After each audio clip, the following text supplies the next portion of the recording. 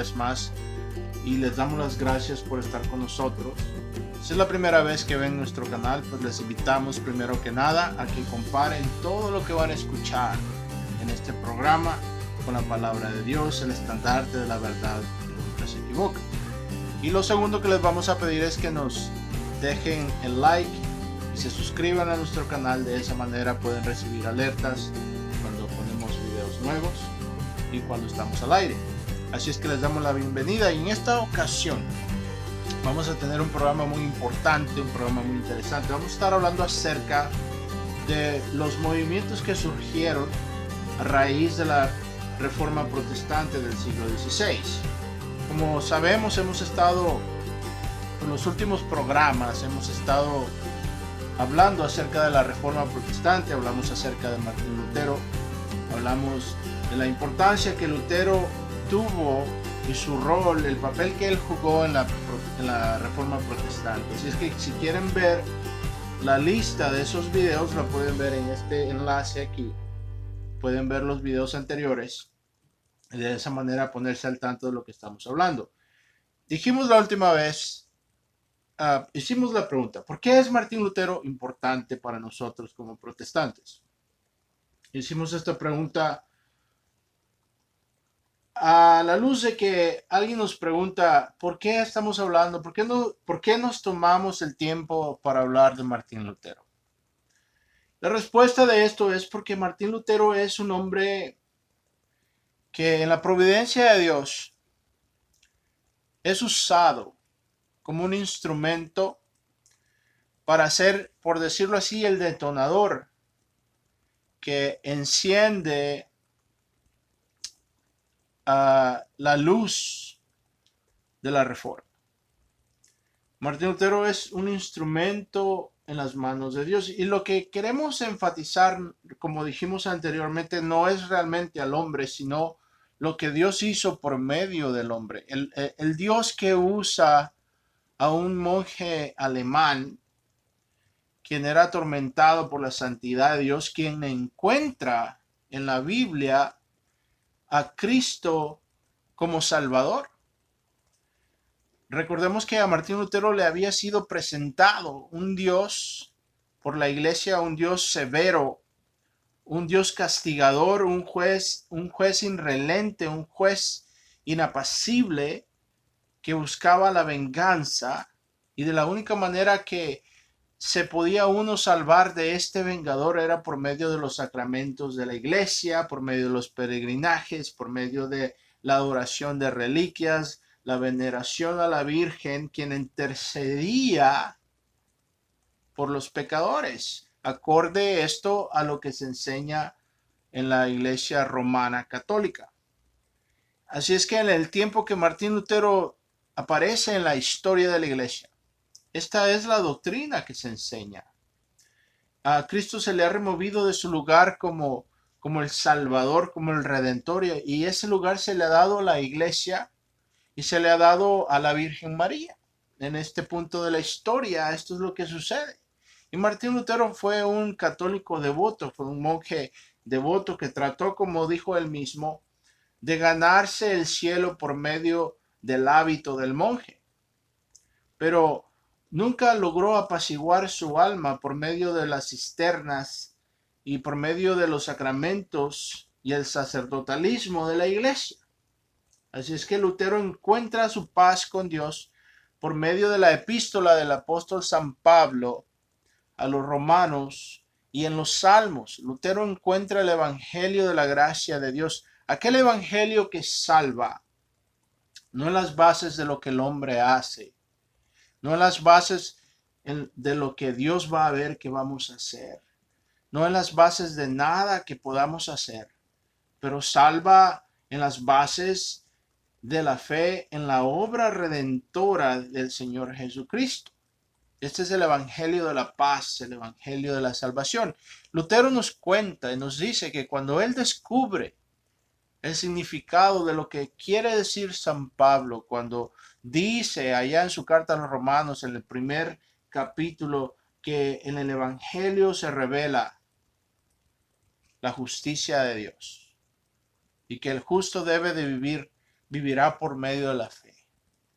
A Martín Lutero se le habían inculcado un montón de doctrinas falsas por encima de las palabras de Pablo. Se le habían dado unos lentes por los cuales él tenía que leer la palabra.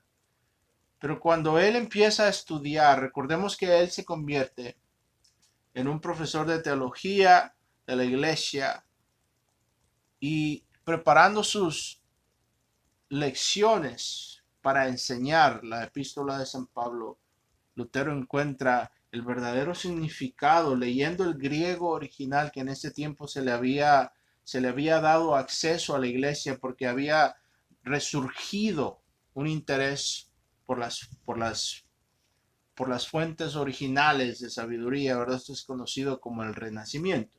Y parte de este movimiento dio como resultado el estudio de los lenguajes originales de las escrituras.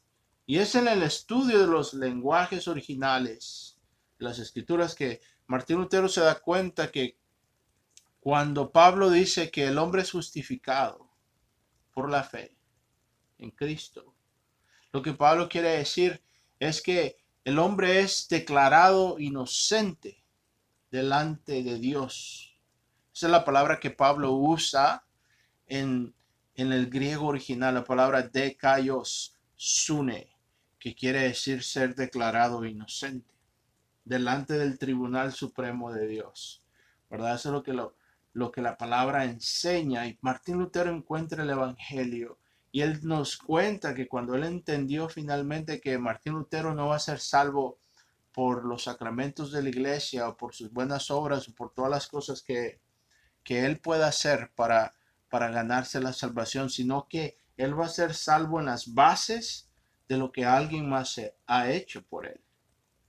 Y ese alguien más es el Señor Jesucristo. Cuando él se da cuenta que esta es la realidad, que el hombre es salvo por medio de Cristo, porque Cristo lo hizo todo, entonces él entiende que la única manera que él puede tener paz con Dios es por medio de la fe en el Señor Jesucristo. Así es que esto es importante. ¿Por qué es importante? Bueno, porque nos afecta a todos. Como dijimos la última vez, si usted es protestante, si usted es evangélico y no es católico, hay una razón por la cual somos protestantes, hay una razón por la cual somos evangélicos y no somos católicos como decimos en Latinoamérica. Hay una razón. Ahora, de lo que vamos a hablar ahora en esta ocasión, vamos a estar hablando acerca de las consecuencias, de ciertas consecuencias que toman lugar a raíz de la Reforma Protestante. Y vamos a observar en la historia, es importante, tenemos que entender que es importante que como cristianos tengamos un conocimiento por lo menos básico de la historia de nuestra iglesia. Tenemos que entender que han pasado 2000 años de cristiandad y que muchas cosas se han revelado, muchas cosas se han dado, han ocurrido en la historia de la iglesia que nos afectan en la manera en la cual nosotros ahora vivimos nuestra fe y en lo que creemos ahora en día. Así es que es importante entender nuestras raíces y conocerlas. Y lo que sucede es que a raíz de la separación entre la iglesia protestante y la iglesia católica romana, de esto surge un gran número de herejías y una de las consecuencias más importantes de esto es la fragmentación de la iglesia. Es decir, antes de la Reforma Protestante, la única iglesia que existía, para decirlo de esta manera, eran dos partes de la iglesia ortodoxa griega, se constituía en lo que se conocía como aquel tiempo Constantinopla, ahora conocida como Estambul, lo que es Turquía, y la iglesia romana en el lado oeste. Así es que solamente existían estas dos partes de la iglesia. A raíz de la reforma, la iglesia se fragmenta y se divide en, en denominaciones. Surgen otras denominaciones a raíz de la fragmentación, la separación de la iglesia protestante de la iglesia católica. Y una de las cosas que sucede es que surgen muchas herejías. ¿Por qué es esto? ¿Por qué sucede esto? Bueno, esto sucede a razón de que la iglesia, aquellos que parten de la iglesia católica, ahora son libres de magistrado de la iglesia y se remueven de la autoridad de la iglesia católica. Y mientras que los reformadores como Martín Lutero y por ejemplo Ulrico Zwinglio luchan por mover a la iglesia de someterse a la autoridad de la iglesia católica, ellos luchan por mover a la iglesia a someterse a la autoridad de la Biblia. Y en lugar de someterse a la autoridad de los concilios papales, a la autoridad de los concilios eclesiásticos, a la autoridad canónica de la iglesia, en lugar de eso, los reformadores buscan incentivar y buscan reformar la iglesia. Y el punto es, cuando decimos reformar, a lo que se refiere es volver a la Biblia como la autoridad máxima e indiscutible, infalible e inspirada, dada por Dios.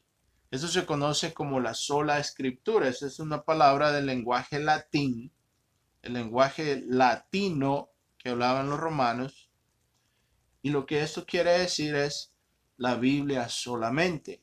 Cuando decimos solamente se refiere a que la Biblia es la única regla absoluta de fe y conducta para el creyente. ¿Por qué? Porque hacemos una distinción muy importante. La Biblia es la palabra, el aliento mismo de Dios, como el apóstol Pablo lo describe en su carta, su segunda epístola a Timoteo. Entonces este es el sentimiento, este es el etos, este es el motivo y el propósito de los reformadores. Más sin embargo, también hubo sectores dentro del mismo movimiento protestante que fueron, como dice el apóstol Pablo, fueron más allá de lo que estaba escrito. Ahora esto es importante para nosotros. ¿Por qué es importante? Bueno, es importante porque el apóstol Pablo, escribiéndole a los corintios, les da un principio muy importante en el capítulo número 4 de su primera epístola. El apóstol Pablo les dice que él, refiriéndose a los primeros capítulos, refiriéndose a los capítulos anteriores, en el capítulo número 4, Pablo les dice a ellos, esto hermanos, les dice, capítulo 4, versículo 6, Pablo les dice, esto hermanos lo he aplicado en sentido figurado a mí mismo y a Apolos, para que vosotros aprendáis de nosotros, dice, a no ir más allá de lo que está escrito. Dice Pablo, para que ninguno de vosotros se vuelva arrogante, para que ninguno de vosotros se vanagloríe, dice el apóstol Pablo. Este es un principio muy importante, es un principio bíblico que lamentablemente desde la fundación de la iglesia han habido muchos que han ignorado y han ido más allá del límite de lo que está escrito. ¿A qué nos referimos con esto? Es decir, es el promover y adoptar opiniones y enseñanzas y prácticas en la iglesia que no están, escuchen bien, esa palabra es muy, muy importante, que no están prescritas, ¿verdad? Usted va al médico, el médico le examina y le da una prescripción, ¿verdad? Lo que se conoce comúnmente como una receta médica. Y la idea es que usted va a obedecer la prescripción, va a comprar lo que se le prescribe, es decir, lo que está escrito por el doctor en la receta, y igual va a obedecer las instrucciones que el médico le da tocante a lo que ha prescrito. A esto es a lo que se refiere Pablo cuando dice que no debemos de ir más allá de lo que está escrito, es decir, no debemos adoptar prácticas y creencias dentro de la iglesia, o mejor dicho, no debemos no importar, es decir, no debemos de traer prácticas ajenas a lo que está explícitamente descrito y prescribido en la palabra de Dios para el creyente. En la palabra de Dios tenemos que entender, en la Biblia, Dios nos da prescripciones. Dios nos da prescripciones. Dios nos da instrucciones tocante a cómo vamos a actuar, a creer en la estructura del cuerpo de Cristo, lo que se conoce como la eclesía, palabra griega que quiere decir iglesia. Esto se conoce en la teología como la ortopraxia.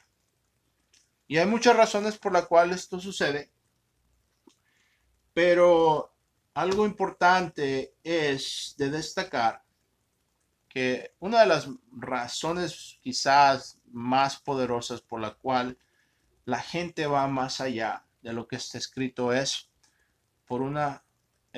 causado por una falta de conocimiento de lo que está escrito en la palabra de Dios. Es decir, cuando decimos de conocimiento, hay personas que conocen la Biblia, pero afortunadamente no distinguen el sistema literario que Dios ha puesto en la Biblia. Por ejemplo, hay pasajes, bueno, por ejemplo, pasando por aquí rápidamente, quizás habrán visto que hay algunas iglesias que practican la danza, ¿verdad? Hay algunas iglesias que practican la danza. Y usted se preguntará, bueno, ¿dónde se encuentra esto en la Biblia? ¿Verdad? Hacemos esa pregunta, ¿de dónde agarramos eso en la Biblia? ¿Dónde lo encontramos? Buscamos en el Nuevo Testamento y no se encuentra. No vemos que en ningún lado se prescribe, es decir, prescripción es otra palabra para un mandamiento, ¿verdad? Es una palabra sofisticada, pero lo que queremos decir es a dónde se comanda, a dónde se manda esto en la Biblia que se debe de practicar en las iglesias. Les someto, amigos, de que no lo van a encontrar. No lo van a encontrar en las iglesias. Perdón, no lo van a encontrar en la Biblia prescribido. Más sin embargo, hay un pasaje en el Antiguo Testamento donde se nos indica que el rey David danzó cuando el arca del pacto era traída a la ciudad de Jerusalén. Entonces este es uno de los pasajes que se usa para justificar la danza en la iglesia. ¿Cuál es el razonamiento? El razonamiento es el siguiente. Bueno, David bailó cuando traían el arca del pacto hacia la ciudad. Por consecuencia, nosotros también podemos bailar. ¿Verdad? Es bíblico. Ahora, lo que tenemos que entender es que ese pasaje pertenece a la categoría histórica, es decir, el género del libro en el cual se encuentra no es prescripción, no es una epístola. Una epístola sí son instrucciones para la fe, para la conducta y la práctica en la iglesia. En el caso del Antiguo Testamento, la mayoría de libros son prescriptivos, perdón, son descriptivos, son históricos, con excepción de los libros de sabiduría como el libro de los Salmos, el libro de Proverbios, el libro de Job y el libro de los Cantares. Son libros de sabiduría y poesía, ¿verdad? Tenemos que entender las distinciones de los géneros, ¿verdad? Este es simplemente como un ejemplo de, de las consecuencias de no entender y hacer las distinciones adecuadas cuando estamos leyendo la Biblia, ¿verdad? Ahora, seguimos con nuestro tema. El punto es que a raíz de la fragmentación, las divisiones y las denominaciones que surgen, a raíz de la separación de la Iglesia Católica, en la gran mayoría, muchas de estas fragmentaciones se dan por esta misma uh, razón, que muchos no entienden la Biblia, no saben cómo leerla, y de hecho pasando por aquí les queremos recordar que si el Señor lo permite vamos a empezar un curso básico de teología. Esto es para pastores que quizás nunca pudieron asistir a un seminario bíblico, recibir un entrenamiento un poco más adecuado para leer la Biblia, y para quien quiera que esté interesado en conocer un poco más acerca de cómo leer la Biblia. Esto se conoce en el estudio de la teología como el estudio o la ciencia de la hermenéutica, que quiere decir el estudio de la Biblia, ¿verdad? Así es que les vamos a dejar un enlace a nuestro correo electrónico en la descripción de este video, para que de esa manera, si están interesados, se puedan escribir. Solamente vamos a tomar 10 personas en este curso en línea. Lo vamos a hacer por medio del Zoom, ¿verdad? Así es que si se quieren escribir, pues mándenos un email al correo electrónico y ahí vamos a reservarles el espacio, ¿verdad? Entonces, una de las cosas que suceden es que muchos de aquellos que se separan de la iglesia romana empiezan a ir más allá de lo que la Biblia prescribe. Empiezan y empiezan a enfatizar la experiencia por encima de la palabra de Dios. Ahora esto es algo muy importante, porque habiéndose desatado de las cadenas de la autoridad de Roma, ahora este grupo también rehusó limitarse a la sola escritura, es decir, a la enseñanza de la Biblia y a usar la Biblia como la regla de fe y conducta para el creyente. Es decir, la Biblia como la última autoridad y revelación de Cristo. Escúcheme, este grupo rehúsa a limitarse a lo que está escrito en la Biblia solamente, sino que buscan ir más allá, buscan una experiencia más allá de lo que está escrito. Es decir, buscan una conexión con Dios más allá de la que encontramos en la palabra de Dios. Ese es el punto. Ahora esta gente busca una relación con Cristo y el Espíritu Santo por medio de extra bíblicas manifestaciones. Es decir, por medio de manifestaciones que son extra bíblicas, que van más allá de lo que está escrito. Empiezan a buscar expresiones del Espíritu, no en lo que está escrito, no en lo que el apóstol Pablo, por ejemplo, a los Gálatas describe como el fruto del Espíritu.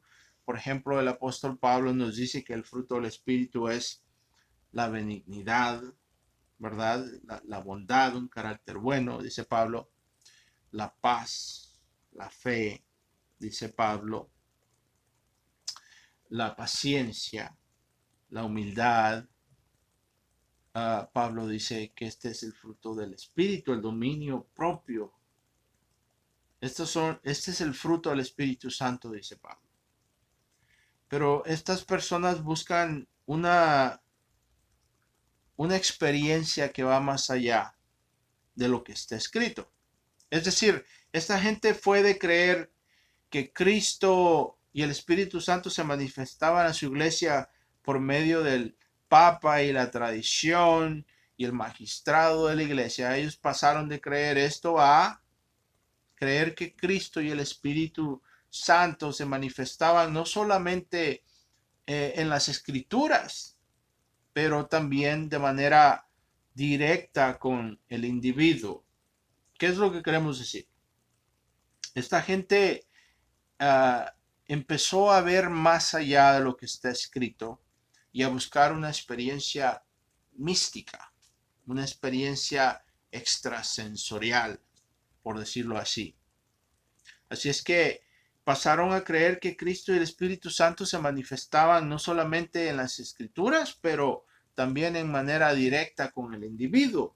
Es decir, empezaron en lugar de leer la Biblia, empezaron a escuchar más allá de lo que está escrito. Empezaron a buscar la voz de Dios no en la Biblia, sino que adentro de ellos mismos.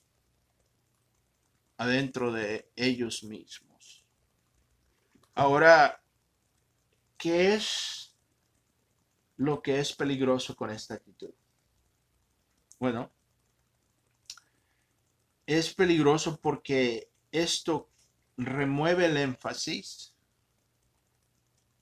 de la Biblia, remueve el énfasis de la palabra de Dios y lo pone en la experiencia del individuo.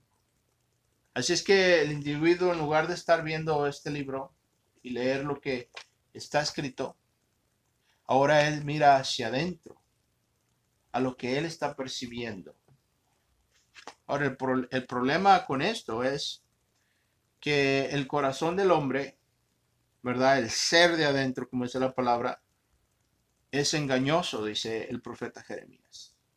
El corazón del hombre es engañoso, nadie lo puede entender, dice la palabra de Dios. Entonces esto se convierte en una experiencia sugestiva, es decir, está abierta a nuestra interpretación, está abierta a nuestra consideración. En este caso, el hombre se convierte en el juez y nosotros decidimos qué es lo bueno y qué es lo malo. ¿A qué nos recuerda esto?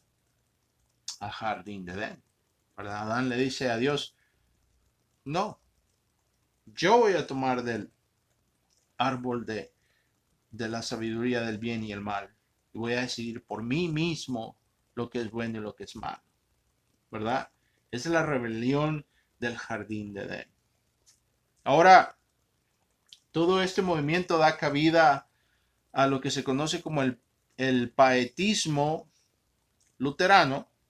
Acordémonos que una gran parte de la iglesia protestante es lo que se conoce como la iglesia luterana en este tiempo.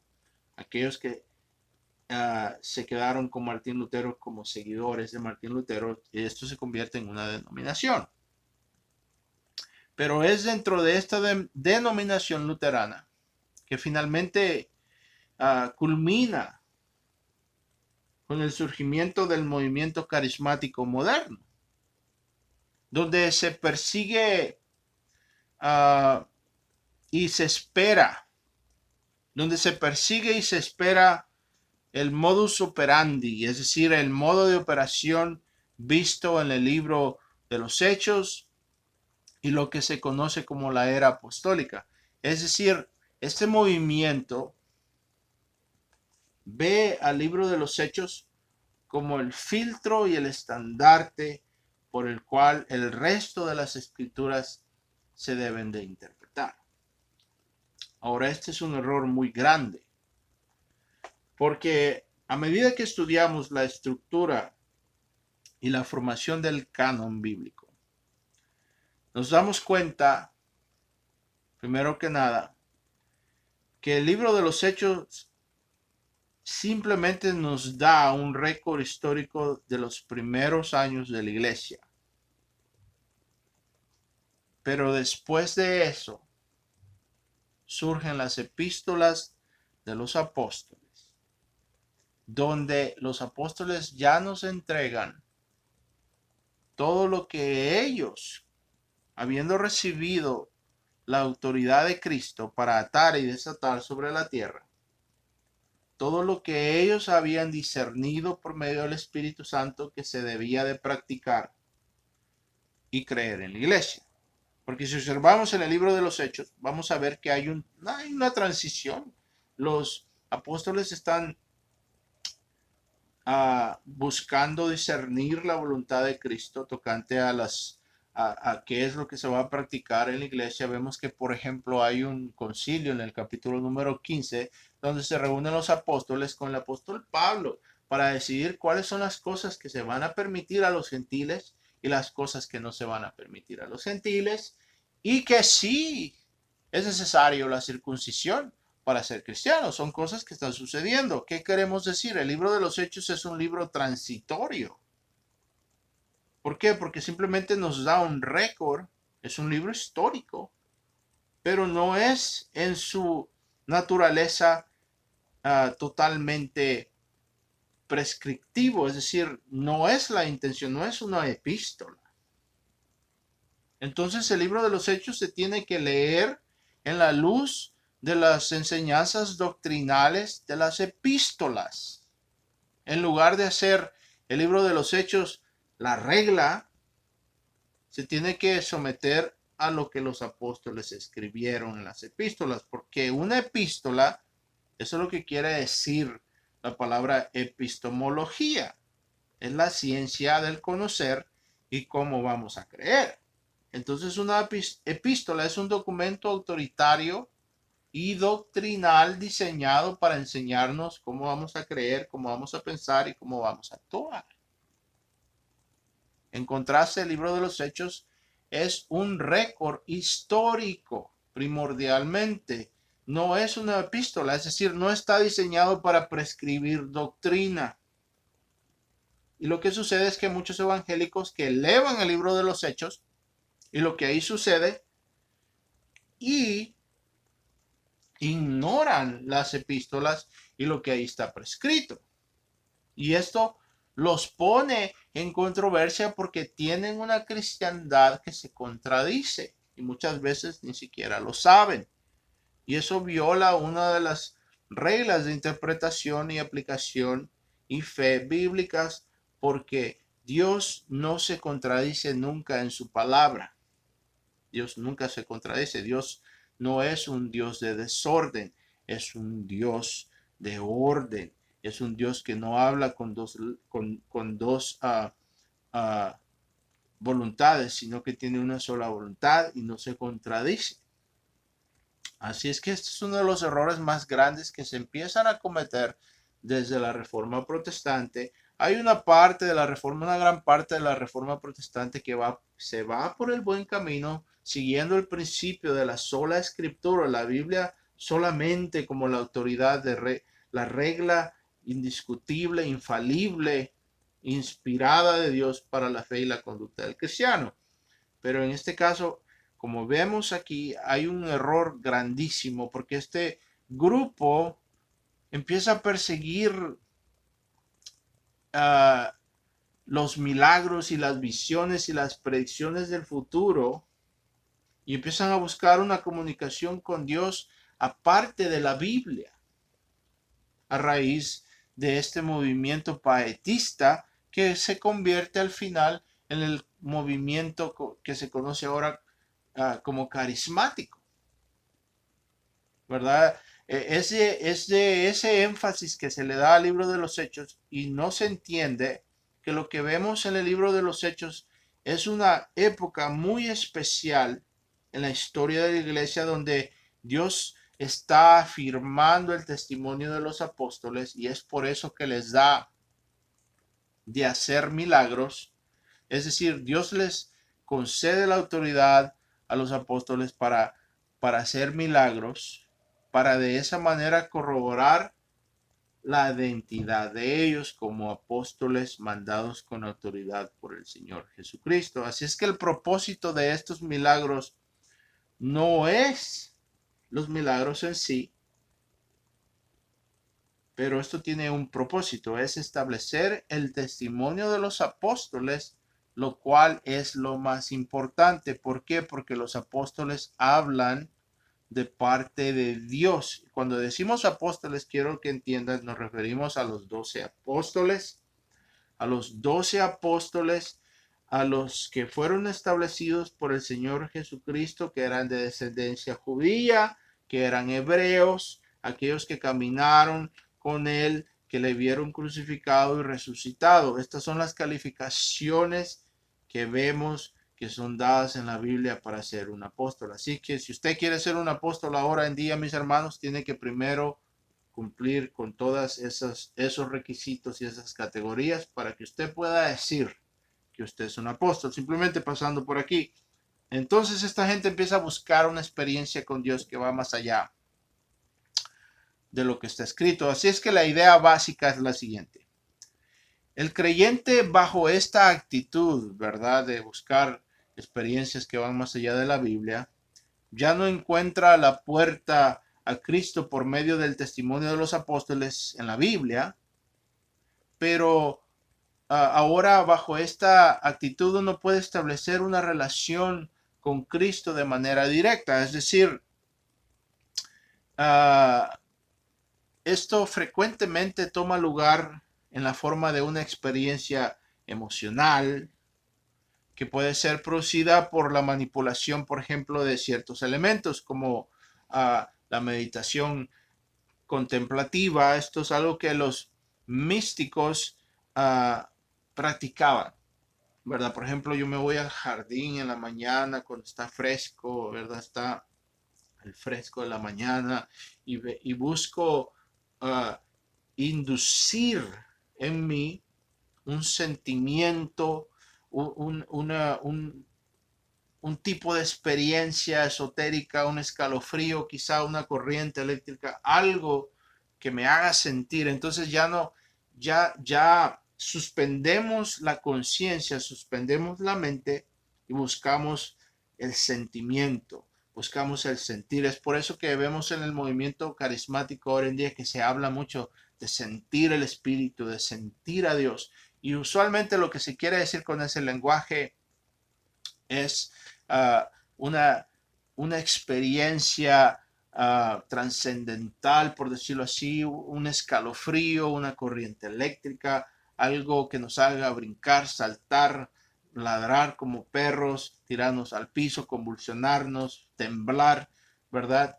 Eso es lo que se define ahora en día como tener un encuentro con el Espíritu Santo. Pero si somos honestos, vamos a ver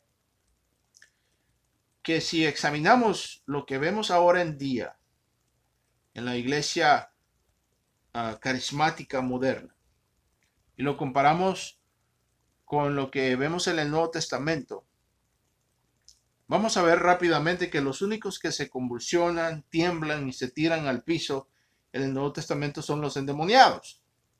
La verdad, si somos bíblicos, si somos, esta es la palabra clave, consistentes con la Biblia.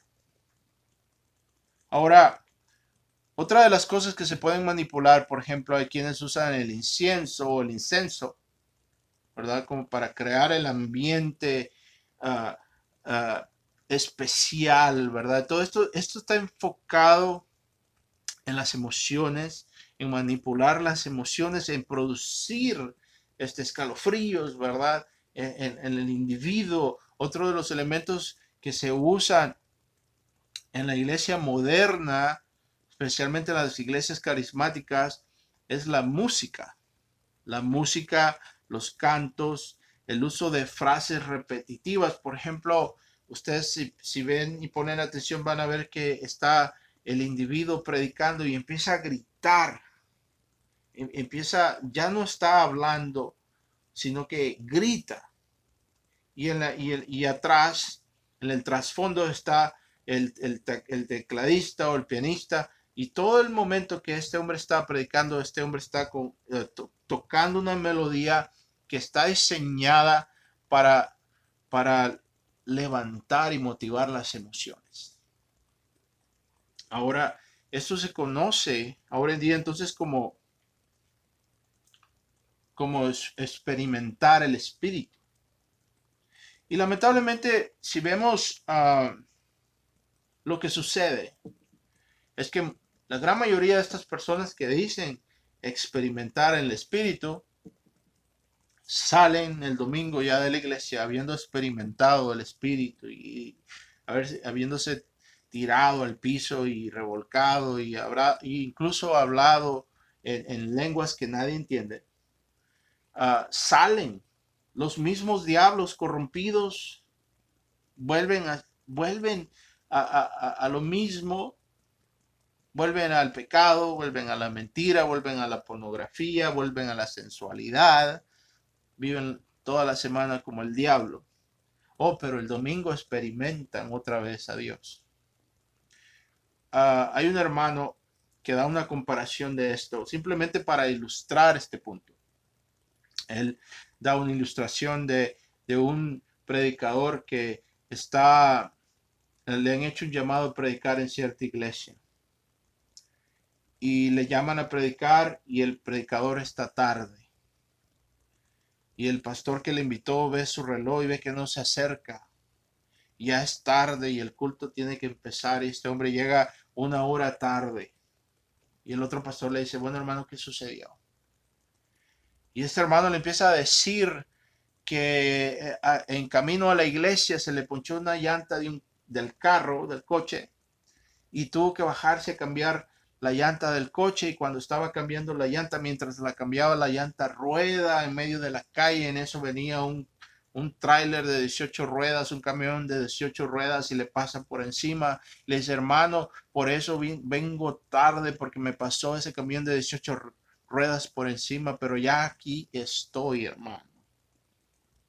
Y este pastor se le queda viendo de manera atónita a este individuo que le está diciendo con toda frialdad y cinismo, le está diciendo que un camión de 18 ruedas le pasó por encima, pero lo observa. Y cuando lo observa, este hombre no se ve rasgado, no se ve ni sucio de las manos, ni mucho menos la ropa rasgada, no tiene ningún indicativo. No tiene ningún indicativo que un camión de 18 ruedas le ha pasado por encima. Así que le resulta muy difícil creerle. Ahora, ¿qué tiene que ver esto, hermanos, con estas personas que dicen experimentar el Espíritu Santo todos los domingos? Bueno, ¿qué es más poderoso, hermanos? Si un camión de 18 ruedas te pasa por encima, yo te aseguro que mínimo, todos tus huesos van a estar quebrantados. Ahora, ¿qué es más poderoso? Un camión de 18 ruedas, oh Dios. ¿Cómo es posible que podamos decir que hemos experimentado al Espíritu Santo y seguir siendo los mismos diablos, viviendo y amando y buscando las cosas que el mundo ama y busca y glorifica? Y decir que porque nos convulsionamos, nos caímos, temblamos, lloramos, gritamos en la iglesia, hemos experimentado a Dios. Cuando la Biblia nos enseña de manera clara que el fruto del Espíritu, es decir, el resultado de experimentar, Gálatas 5, léanlo, hermanos, empiecen a leerlo en el capítulo 5, versículo 15 en adelante. Pablo contrasta los frutos de la carne y los frutos del Espíritu. Pablo dice que el fruto del Espíritu, es decir, el resultado de la influencia del Espíritu Santo en la vida del creyente, no son las convulsiones, no es gritar como perro o tirarse al piso como epiléptico, no son nada de esas cosas, sino que el fruto, la influencia del Espíritu es la paz, el dominio propio, la benignidad, la bondad, la paciencia. Contra estas cosas, dice Pablo, no hay ley. Así es que es importante, hermanos, que entendamos que ir más allá de lo que está escrito es algo que no solamente es desobediencia a Dios, pero es blasfemia. Cuando atribuimos estas cosas, me refiero a estas experiencias estáticas, estas experiencias psíquicas, ¿verdad? Psicológicas, que surgen en muchas iglesias ahora en día, cuando se le atribuyen al Espíritu Santo, esto es blasfemia. Y es algo muy peligroso ofender a Dios de esta manera. El punto que quiero hacer en esta noche para terminar, vamos a continuar. Este es el principio de nuestra nueva serie acerca de la necesidad de reformar otra vez. El punto es, hemos tomado el tiempo de ir y pasar por la reforma protestante porque queremos hacer énfasis en la necesidad que existe nuevamente de otra reforma protestante. Así es que el punto que queremos hacer, hermanos, en esta noche es que tenemos, primero que nada, ser consistentes y examinar esas prácticas que nos han inculcado, esas prácticas, esas tradiciones que nos han enseñado, y cuestionarlas y examinarlas concienzuda y sinceramente en la luz del Nuevo Testamento para ver si realmente son bíblicas, para ver si son verdaderas. Y esto es que estoy asumiendo que creemos en la autoridad de la Biblia, por eso les estoy apuntando a la autoridad de la Biblia. Pero si hemos dejado la autoridad de la Biblia, hermanos, y hemos hecho nuestra propia percepción, nuestros propios sentimientos, y hemos hecho estas cosas nuestra autoridad, entonces estamos perdidos. No tengo más que decir. Pero espero que esto sea de ayuda. Así es que si lo encuentran realmente bíblico y de ayuda y de edificación, y quizá conozcan a alguien que esté en este movimiento carismático, compartan el video, ayúdenos a alcanzar al perdido, a alcanzar a aquellos que están equivocados, a sacarlos de la oscuridad, ¿verdad? Traerlos a la luz de la palabra de Dios. Así es que les damos las gracias por haberse quedado con nosotros. Que el Señor Jesucristo los guarde y los bendiga, hermanos.